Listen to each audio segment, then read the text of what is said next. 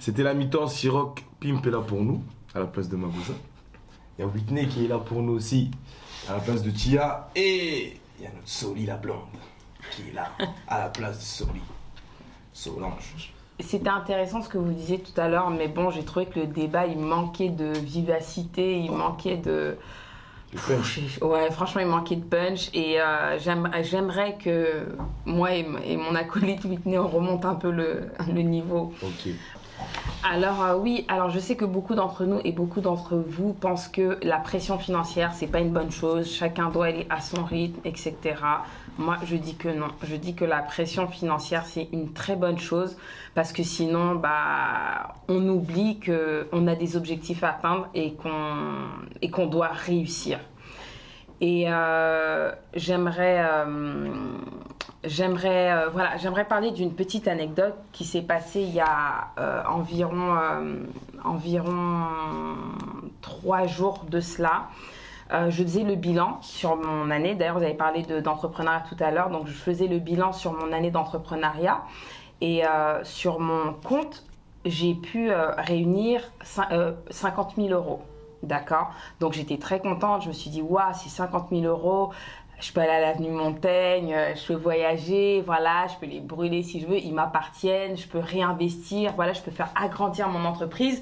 Et ça m'a tellement fait du bien que j'ai dit à mon ami que je voulais en parler sur les réseaux sociaux parce que je me suis rendu compte que dans la communauté afro, il y avait un gros tabou par rapport à la réussite financière. C'est-à-dire que les gens, ils vont facilement vous dire « je suis fauché, c'est chaud, gna gna, etc. » que vous dire « bah tiens, j'ai réussi, etc. J'ai ça, j'ai ça, j'ai ça. » Ou même s'ils vous disent qu'ils ont réussi, ou ils vont vous montrer leur marque, etc. Mais très exactement, ça va être difficile de dire « il a réussi à quel montant, à quel truc et tout. » Vous voyez ce que je veux dire ou pas? Très bien.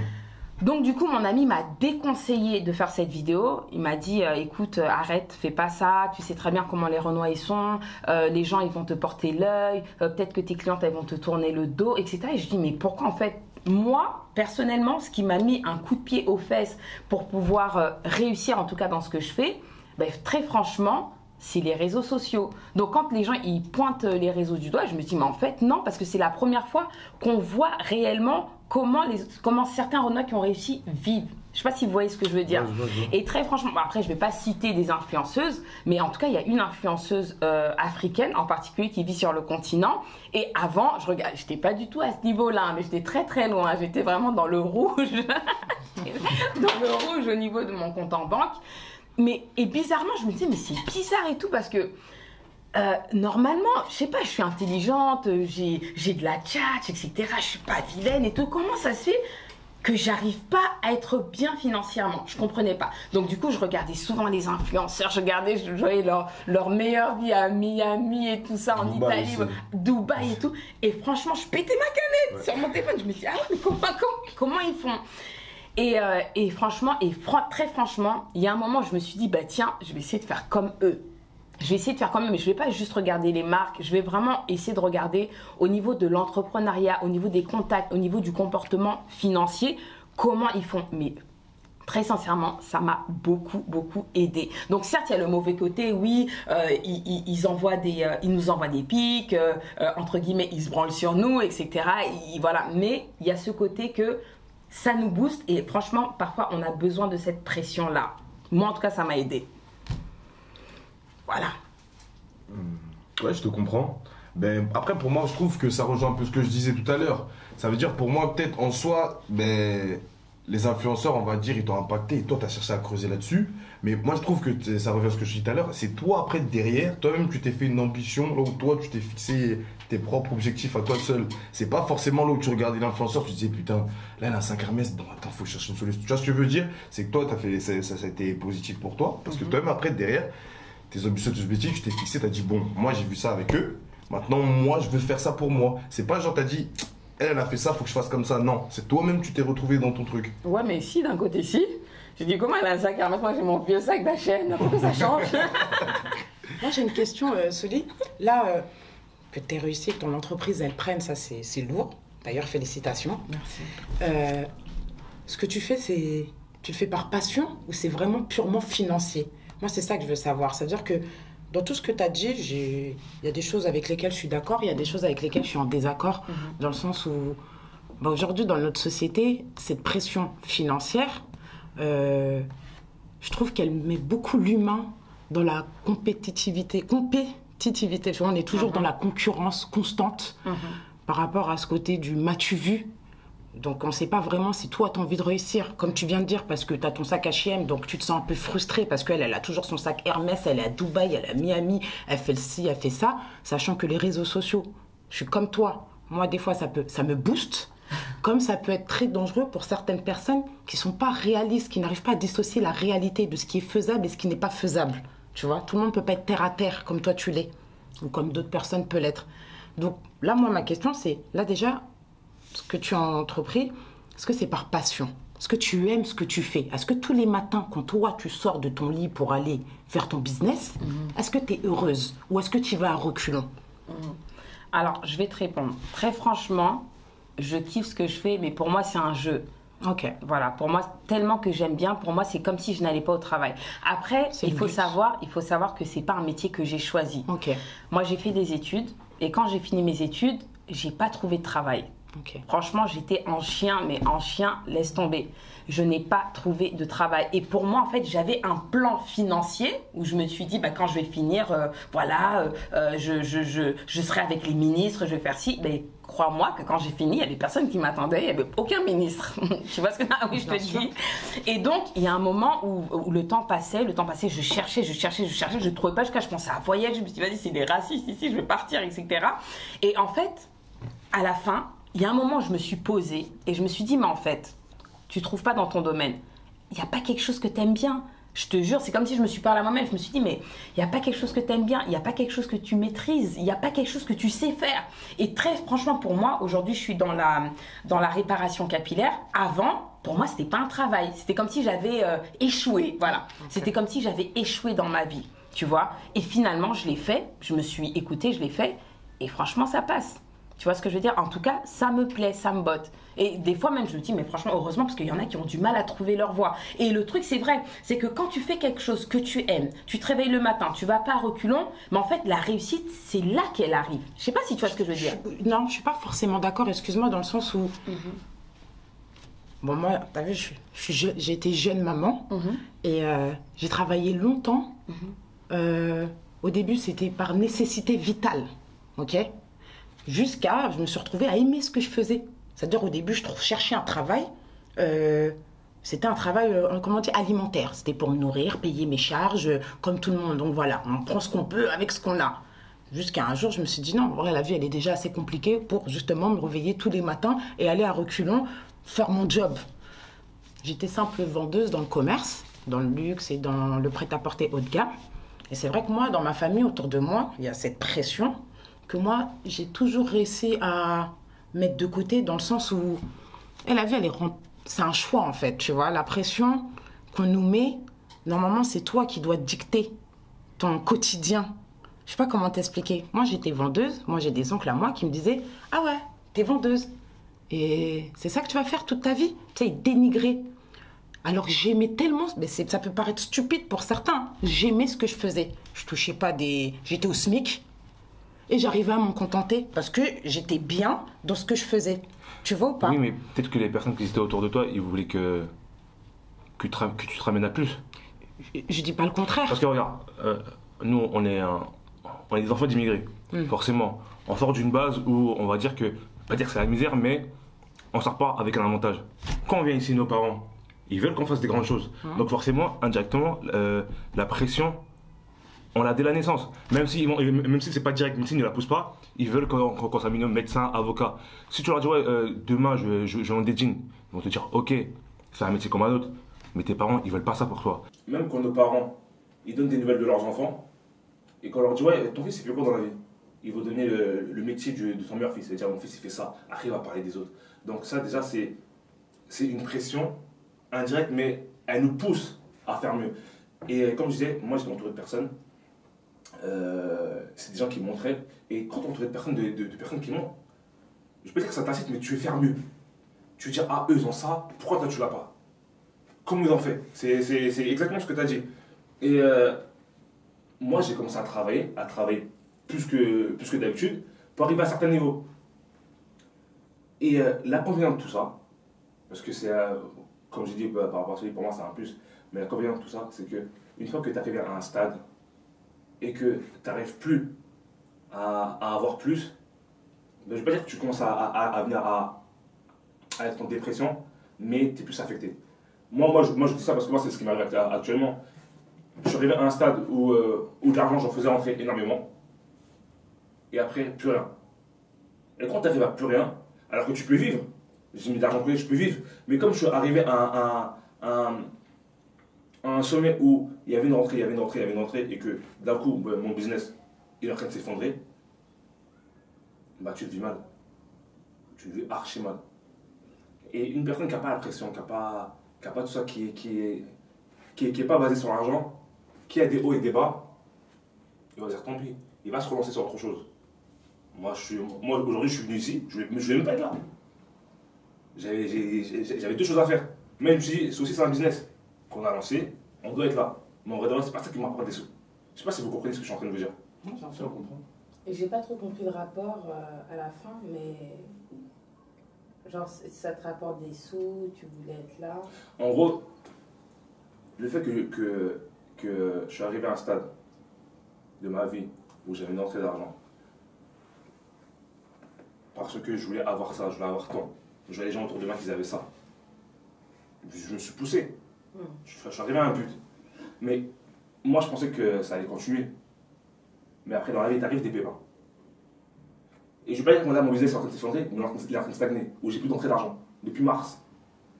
Ça veut dire que ça me prend tellement, parce que je me suis tellement mis une pression que faut que j'en fasse plus que les autres, que le fait d'en être là, mais je peux dire que je le vis mal,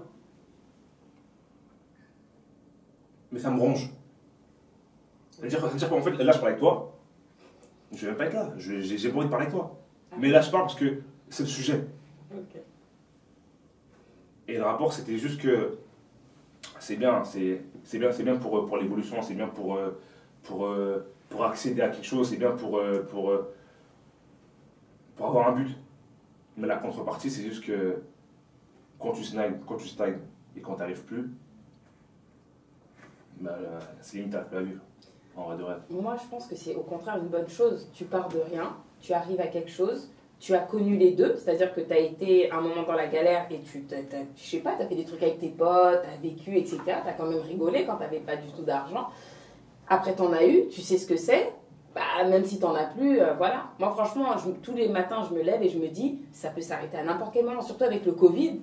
Tu dis, mais en fait, ton business, il peut s'arrêter à n'importe quel moment. Et moi, par exemple, je ne suis pas attachée à mon business. Si ça marche plus, ça marche plus. Non, mais en fait, moi je suis pas attaché à mon business, je suis attaché à l'argent. Toi, c'est que l'argent. Hein. Moi, c'est l'argent. Donc, tu peux faire n'importe quoi comme job ou comme business demain, tant que ça te fait rentrer de l'argent. Peu importe, même si ça ne te plaît pas. C'est ça, moi, qui m'intéresse. Parce que là, on parle de la pression financière, mais dans le mot pression, pour moi, c'est un mot négatif. C'est moi, hein, perso, je vois rien de positif dans ce mot-là. Parce que, attention, tout le monde veut faire de l'argent. L'argent, c'est nécessaire. Tu vis pas sans argent, on va pas se mentir. Mais, il y a un moment où, en fait, et le bien-être personnel, il est tellement plus important pour moi, hein, ça n'engage que moi. Hein. Je trouve qu'il est tellement plus important ton bien-être personnel que ce côté de faire de l'argent pour montrer à un tel que je suis mieux, que moi aussi j'ai une montre Rolex, que moi aussi je peux avoir une Lamborghini aller en Italie, que moi aussi je vais à Dubaï, j'ai un sac Hermès mieux qu'elle. Elle qui a un sac Hermès, ça se trouve tous les soirs elle pleure. Comme tu dis, je préfère pleurer avec mes petits billets de 500, ça n'engage que toi, pleure avec tes billets de 500. En tout cas, je trouve que le bien-être personnel, sur le long terme, pour ta vie, c'est Oui, beaucoup mais... plus, c'est plus important. Demain tu tombes malade, c'est pas ton argent qui va te sauver. Moi, je te le dis. C'est ça que je te... T'as des gens qui disent leur santé, elle part en cacahuète tellement ils se mettent cette pression financière de à tout prix la réussite. Ah, mais bien sûr, bien sûr. Mais tu vois, comme tu as dit, tu préfères avoir ton bien-être. Oui. Mais des fois, ton bien-être, il va avec tout ça. Il va parce que tu as vu, tu vas avoir un sac Hermès, tu veux porter ça, tu veux aller là-bas, tu veux manger ça. Ton bien-être, ça dépend juste de la personne. Ton bien-être, il dépend de la société de consommation dans laquelle on est aujourd'hui. Parce que ton sac Hermès, tu l'aurais jamais voulu si toutes les meufs ou toutes les personnes n'avaient pas forcément une Rolex ou ne se montraient pas avec son sac. Comme tu disais, les réseaux, oui, pour moi, je sais que c'est un ego boost, comme je peux savoir que pour d'autres, c'est très dangereux parce qu'ils n'ont pas conscience de la réalité. Tu vois ce que je veux dire? C'est, oui, je veux réussir, je veux faire de l'argent. Comme elle a dit Tia tout à l'heure, t'en as qui sont capables d'aller se prostituer alors que mentalement, elles n'en ont pas la capacité. Attention, parce que c'est un métier qu'il faut respecter, la prostitution. D'accord? Heureusement que ces femmes-là sont là, mais que tout le monde ne peut pas faire. Et on ne le fait pas toutes pour les mêmes raisons. C'est-à-dire qu'une go qui va aller se prostituer pour acheter son sac Hermès, pour montrer son lifestyle, pour avoir le même lifestyle que les réseaux sociaux, elle va couler. Et je te le dis, ce qu'elle te montre ou quoi que ce soit, elle ne va pas assumer toute sa vie. Moi, je pense que, surtout dans la communauté Whitney, ton discours, j'entends bien, mais pour moi, il est pas bon. Parce qu'en fait, moi, j'ai l'impression, je ne sais pas si la religion entre en compte, si la culture entre en compte, mais j'ai l'impression qu'on est dans une culture de la pauvreté, où c'est tellement bien d'être pauvre, d'être partisan du moindre effort. C'est pas ce que je dis. Excuse-moi, tu es malade, tu peux être malade en étant riche, tu peux être malade en étant pauvre. Tu seras beaucoup plus à l'aise en étant malade riche qu'en étant malade pauvre, très franchement. Et il y a une pression. La pauvreté, ça met aussi une pression. Quand tu es dans un magasin et... Non mais, quand tu es dans un magasin et tu t'en regardes, Non, je t'écoute. attends, quand tu es dans un magasin et que tu as la pression... Mais attends, mais ça peut arriver qu'à toi parce que c'est pas la première fois que tu racontes ça. Attends. Tu vas pas dans un magasin où tu n'as pas les moyens. Attends, tu vas à Zara. Ouais. Zara, c'est pas un magasin de ouf. Et moi, j'ai mis la pression à Zara. Non, mais c'est vrai, où tu comptes, tu dis, ah ouais, je prends deux bas, ah, je prends 4 bas, ah, je prends une robe, ah, je laisse la robe. Eh, mais c'est une pression de ouf. Mais il y a un moment, il faut vivre avec ta réalité, Soli. Mais il y a un moment, il faut vivre avec ta réalité. Mais ça, c'est une pression. En fait, excusez-moi, parce que, en fait, là, vous rigolez, mais je trouve que c'est pas un sujet qui est marrant dans le sens où il y a des gens, vraiment, je sais pas comment vous expliquer. Là, tu es en train de me parler, et vous vous rendez compte qu'on est en train de parler d'argent, et il y a un moment, je sais pas, toi, tu es maman, moi-même, je suis maman. Et pour moi, c'est tellement important aujourd'hui, comment je vais éduquer mon enfant avec l'argent, de dissocier les besoins vitaux de aller chez Zara pour montrer aux gens, alors si j'achète cette robe à 19 €, si c'est ça tes problèmes de la vie quand tu étais pauvre, mais bien sûr, je peux comprendre ta mentale aujourd'hui. Non, mais laisse-moi finir. Si c'est ça, toi, en tant que pauvre, et moi j'ai connu les deux, ça veut dire que c'était pas mon argent, j'ai eu la chance d'avoir c'est comme mon papa, mon beau-père qui m'a élevé, et il est au max, c'est les gens riches. Voilà, d'ailleurs je voulais parler des gens riches. Tu vois, parce que quand on veut parler des gens riches, moi je te parle pas des gens des réseaux. Je te parle d'un vécu, dans un milieu dans lequel moi j'ai vécu et j'ai grandi, aller manger en hélicoptère, voyager partout dans le monde. Ça c'était plus ou moins mon enfance. Mais c'est pas mon argent à moi, c'est moi avec mes parents, d'accord? Et c'est une fois que je suis passée dans le monde adulte que dans l'éducation de mes parents, là aujourd'hui, mon daron il est rentier. C'est ce que c'est un rentier. C'est quelqu'un qui n'a pas besoin de travailler, l'argent il rentre tout seul. Quand tu mets des actions en place. Il se fait pas mal à la tête à savoir si tous les mois, lui, Covid, pas Covid, tout ce que tu veux, il est même malade aujourd'hui, comme tu as dit. Dans la maladie, tu as le luxe avec l'argent de moins te soucier de certaines choses. Ça, j'en ai conscience. Mais je trouve que dans l'éducation ou dans le mode de vie dans lequel tu es, moi, ce qu'ils ont fait de bien, c'est que quand je suis partie de chez moi, je me suis démerdée toute seule. Alors que je savais très bien que derrière, je fais partie de ces gens-là. Tu appelles papa, il paye ton loyer, tu peux pas payer tes courses, il paye tes courses. Mais j'ai pas eu le droit à ça pour te montrer c'est quoi la vraie vie. Donc, si toi, tu me dis que dans tes moments de pauvreté, tes soucis de vie et tes problèmes fondamentaux, c'était d'aller chez Zara pour un haut à 19 € et compter, non. Parle-moi de t'aller faire les courses. Et oui, ça fait chier de compter. Et oui, parce que j'ai connu ça. D'aller faire des courses, tu manges des steaks, des pâtes, tu regardes ton enfant. Tous les jours, il mange tous les jours la même. Il peut pas manger. Ton frigo, il est vide. Ça, oui, c'est peut-être une source de motivation. Tu vois ce que... Non, mais... Là, tu fais un monologue. Je fais un monologue comme toi tout à l'heure, tu as fait un monologue. Tu as vu, quand tu parles, je t'écoute avec respect. Donc, quand je parle, écoute-moi avec respect. C'est pas une question de monologue. Je suis en train de te parler de la différence de notre vision de la pauvreté. Toi, c'est Zara. Moi, c'est autre chose. J'ai jamais dit ça. Mais tu viens de dire Zara, c'est pas la première fois que tu parles de magasins, de Hermès et d'H&M. Arrête. Les filles, bon, moi en fait je vous ai écouté un peu vous deux et je vous ai un peu compris vous deux. Je pense que Soleil là-dessus, qu'elle veut dire, elle n'a pas dit peut-être que les biens fondamentaux sont forcément ça. Non. Elle parle que de Non, matériel. non. En fait, c'est pas qu'elle parle de matériel, c'est en fait, elle met ça peut-être en avant, mais elle met pas peut-être en avant aussi peut-être les biens fondamentaux. Mais c'est pas pour autant qu'elle met pas en avant que c'est les biens fondamentaux, même qui passent, même ça se trouve, avant Zara. J'ai compris un peu ce qu'elle veut dire, du moins. C'est pas que Zara, ça passe avant tout, mais c'est qu'elle, c'est une fille, peut-être, et ça rejoint un peu ce que je te disais tout à l'heure avec des gens peut-être qui, eux, aiment les belles choses. Et eux font tout pour avoir ces belles choses. Et ils sont peut-être frustrés qu'on se retrouve dans un magasin et se dire putain, j'aurais aimé peut-être prendre mes 4 robes directement, tu vois. C'est ça que je la comprends dans ce sens-là. Mais maintenant, toi aussi, je te comprends dans quel sens quand tu t'es en train de parler à Gilos et à Soli, dans le sens où, mais après, ça, je pense que c'est propre à chacun. C'est un peu comme chacun voit son bonheur à midi, chacun voit son bonheur. Maintenant, moi, toi, je te comprends dans le sens où peut-être il y a des valeurs, où il y a des principes peut-être qui sont vraiment forts et qui fait peut-être l'argent, ça vient bien après, je pense. Je ne sais pas si c'est peut-être ça que tu es en train de dire, mais qu'il y a d'abord des choses qui sont là dans la vie, qui sont très importantes, qui passent avant, qui passeront toujours avant ça. Ça aussi, je comprends un peu ce que tu veux dire et je rejoins un peu ton avis. Mais moi, c'est un peu des deux. Ça veut dire qu'il y aura toujours des choses fondamentaux qui vont passer avant peut-être l'argent ou autre, mais moi, depuis petit, je te dis la vérité, et ça je rejoins aussi peut-être Soli, c'est par rapport à ta culture, comment tu as grandi, tes aînés, tes parents, tout ça, ça joue. Mais depuis petit, j'aime les belles choses. Depuis tout petit, même quand par exemple, je repense, même quand ma mère me réexplique les histoires que j'aurais pu faire quand j'étais petit, les cadeaux que je demandais, ou à la rentrée, les paires de baskets que je demandais des paires de baskets qui étaient chères quand même, tu vois, des TN, c'était pas pour une femme qui est seule. C'était beaucoup, tu vois. Et quand je repense à ça, je me dis, j'ai pas attendu les réseaux sociaux pour avoir la folie des grandeurs sur les belles choses ou autres. C'est juste depuis tout petit, c'est comme ça. Et je pense, il y a beaucoup de gens qui sont peut-être dans cette situation, dont peut-être aussi Soli. Et comme je dis aussi, le problème, c'est que des fois, quand ces personnes-là vont se lever, vont dire que moi j'aime ça ou j'aime ça, on leur colle une étiquette, or que non. Ils peuvent aimer ça tout en étant peut-être simples, en ayant leur valeur à eux, et en étant même, ça se trouve, plus âme que beaucoup d'autres personnes qui en ont plus, tu vois. Richie, juste pour revenir à ce que tu dis, attention, donc quand je m'adresse à Soli, je suis pas en train de dire que tout ce qu'elle...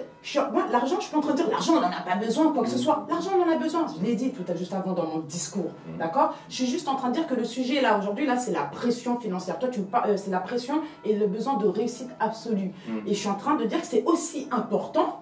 Tout le monde n'a pas ce mindset-là de se dire, faut absolument, tu vois, c'est... Je sais pas comment vous expliquer. Moi, je privilégie la passion. Bien sûr que demain, dans le métier que je veux faire, j'ai besoin que mon métier soit à but lucratif. Tu vois ou pas? Faut que je gagne de l'argent. Maintenant, être riche, devenir milliardaire, c'est pas le but de ma vie. Je veux un confort de vie où quand je me relève le matin, je suis heureuse et j'aime ce que je fais parce que je me sens peut-être utile. Parce que dans tout ce dont vous parlez, c'est là où on voit qu'on est dans un monde qui est narcissique. Et l'humain, il est narcissique. Moi, je veux réussir plus que l'autre. Tu l'as dit tout à l'heure de ta bouche. Oui. Mais voilà. Mais c'est triste parce qu'on est dans un monde on regarde même plus son voisin à côté, de quoi que ce soit. Mais non, tu le regardes, c'est limite envieux ou ah, ok, toi t'es ça, faut que je fasse mieux. C'est pas envieux, c'est qu'on veut faire mieux. C'est comme ça. On est dans un monde où il y a toujours une évolution. C'est comme ça. Il y a mon voisin, il a ça, je veux faire mieux, je vais avoir le... C'est comme ça. Il y a solidarité, je trouve, dans ce monde. Les premiers comme ça. En plus, tout à l'heure, t'as dit ouais, j'ai envie d'avoir une rentrée d'argent juste pour avoir mon confort. Mais ça aussi, c'est une pression. J'ai envie d'avoir quoi, pardon? Pour avoir ton confort. J'ai pas compris la phrase, pardon. T'as dit ouais, t'as pas besoin d'être milliardaire. Oui, exactement. Juste avoir ton confort de vie, mais ça aussi, c'est une pression. C'est juste ta base à toi. Peut-être elle, sa base, ça d'être de devenir milliardaire, oui. Peut-être moi millionnaire. Toi, ta base, c'est juste d'avoir ton confort. Exactement. Ça reste une pression. En plus, le monde, c'est comme ça, c'est partout. C'est comme nous, les mecs. On va côtoyer une femme. La femme, qu'on va côtoyer, elle voudrait aussi un minimum. Elle voudrait aussi peut-être un homme en face d'elle qui gagne peut-être le double de son loyer, le double de son salaire, ou je sais pas. Ça, c'est un autre sujet, mais... C'est un autre sujet, mais ça reste quand même une pression financière pour nous. Moi, j'aimerais rebondir sur ce qu'elle a dit, Whitney. C'est très intéressant ce que tu dis. Moi aussi, j'ai connu des deux. Et j'aimerais vraiment... j'aimerais te répondre parce que on ne s'est pas comprise, en fait. Je comprends qu'il y a des choses qui sont beaucoup plus fondamentales que les habits, mais ça fait partie, il faut qu'on s'habille de toute façon tous les jours, tu vois. Maintenant, j'aimerais juste te brosser une image de ce qui, moi, m'a vraiment mis la pression financière. Parce qu'avant, j'étais très bohème, j'étais très baba cool, voilà, etc. Pour moi, c'était pas très important d'avoir de l'argent et tout. J'étais vraiment dans ce cercle-là. Mais il y a un jour j'allais au travail parce qu'il faut savoir que j'ai fait les pires métiers. J'ai fait femme de ménage, j'ai fait babysitter, j'ai fait livreuse de pizza. Madame Pipi, on connaît. Bon, j'ai pas fait Madame Pipi, mais... mais franchement, j'ai fait les pires métiers. Mais il y a eu un moment où j'allais au travail, j'étais enceinte, j'étais pas encore dans cette pression financière. J'étais hôtesse d'accueil, j'étais en retard. Je me souviens très bien ce jour-là, c'était à La Défense. J'ai couru pour avoir le tram et je suis tombée. Est-ce que tu te rends compte? Je suis tombée alors que j'étais enceinte. Et j'allais pour un métier, en plus, je crois même pas que je touchais le SMIC. Ce jour-là, franchement, ce jour-là dans ma vie, je me suis dit, mais en fait, il faut que je me mette une pression. Il faut que j'ai assez de moyens pour que je ne sois pas obligée de courir après ce putain de tram pour aller dans un métier merdique. Et franchement, c'est à partir de ce moment-là que tout l'argent que j'ai eu donc de ce taf pourri, exactement, que j'ai commencé à le mettre de côté pour mon enfant, parce que je crois que c'est parce que j'étais enceinte, et je me suis dit, mais en fait, je vais atteindre mes objectifs. Je comprends. Voilà. Et j'aime bien ton exemple, comme ça on va conclure sur ça, pour te dire qu'on peut vivre la même chose avec un mindset différent. Moi, le jour où je me suis levée et que j'étais au travail, un taf que j'aimais bien, où on faisait des réflexions, parce que comme tu as dit, je connaissais la valeur que j'avais et ce que je pouvais apporter, et je me suis dit, ah ouais, ok, là en fait ce taf auquel je n'allais pas forcément à reculons, là je commence à aller à reculons, parce que je commence à savoir que je peux me donner à moi-même plus. Je ne sais pas comment vous expliquer, c'est tout bête, hein, sans avoir cette pression de l'argent. Je me suis juste dit, me lever tous les matins pour aller créer ou enrichir le rêve de quelqu'un d'autre, ouais là ça me gave, tu vois ou pas? Donc c'est à ce moment-là que j'ai commencé à penser comme toi, mais pas forcément pour les mêmes raisons. C'est pour te dire que on peut avoir plus ou moins les mêmes objectifs de réussite sans se mettre une pression, je sais pas comment, j'arrive même pas à trouver les mots, mais est-ce que tu vois là où je veux en venir? Ça veut dire que ton mindset, voilà, il y en a beaucoup qui vont l'avoir, comme la manière dont je pense, t'en as pas mal qui vont l'avoir, mais je trouve que voilà, cette pression financière, elle rend les humains narcissiques et qu'on s'oublie un peu dans la solidarité. On ne regarde pas assez notre voisin et comme tu dis, si justement on le regarde, mais je trouve qu'on ne le regarde pas pour les bonnes raisons. Bon, j'aimerais juste, on va dire franchement sur la solidarité, tu as tout à fait raison et ça revient un peu à ce que Mabosa par exemple disait tout à l'heure. Franchement c'est un truc, c'est que le voisin qui est à côté, on va chercher à garder que nos projets pour nous, tu vois, et le jour qu'on aura le secret peut-être pour réussir, on ne le divulguera pas. Et ça rejoint aussi un peu ce qu'a dit Soli sur aussi tout ça quand peut-être tu réussis, tu dis pas ton secret on va dire. Et tout ça, ce truc-là, ça revient avec la solidarité parce qu'on est en compétitivité. Pour moi, on devrait tous être solidaires. Ça veut dire on devrait tous en fait s'entraider. Chacun, nous, même si demain tu as un fleuriste, demain tu as un truc. Et pour rejoindre aussi, par exemple, les métiers. Quand Siroc il est en train de dire que oui, nos familles, quand demain tu vas être vendeur ou autre, c'est pas bien. Ou même coiffeur, souvent c'est peut-être chez nous, hein, coiffeur ou danseur. Pour moi, cette mentalité en fait, elle est pas bonne. Pour moi, en fait, la mentalité à avoir, c'est demain. Si peut-être tu as un enfant qui est vendeur ou autre, il faut que tu le formates pour qu'il soit peut-être le meilleur vendeur. Merci. Tu as peut-être le meilleur vendeur ou le meilleur fleuriste de France. Meilleur dans sa catégorie. Dans sa catégorie. Pour moi, en fait, c'est comme ça qu'on a une condition. D'accord, on est d'accord. On est un peu conditionné là-dessus, tu vois. Mais sinon, en tout cas, il faut émettre, on va dire, beaucoup de solidarité et vraiment d'enlever ce côté compétitif sur...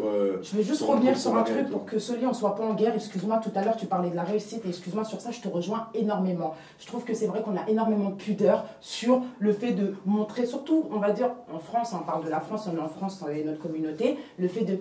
Les gens ont beaucoup de pudeur de dire combien ils gagnent, ils sont gênés, et ça c'est que chez nous, et je trouve ça dommage. Et sur ça je suis d'accord avec toi. Comme ton ami t'a dit non, on va te porter l'œil de nanana, alors que tu pourrais peut-être inspirer beaucoup de personnes. Donc sur ça, autant on a beaucoup de désaccords, mais sur ça je te booste à mort. Voilà. Et juste vraiment une toute petite dernière juste pour Gilos et pour les personnes peut-être qui ont un peu le même fonctionnement. Pour moi, en fait, regarder l'autre, pour moi, il ne faut pas le regarder, tu sais pas comment il a fait, il faut juste lui féliciter et lui dire c'est bien, tu vois, l'encourager.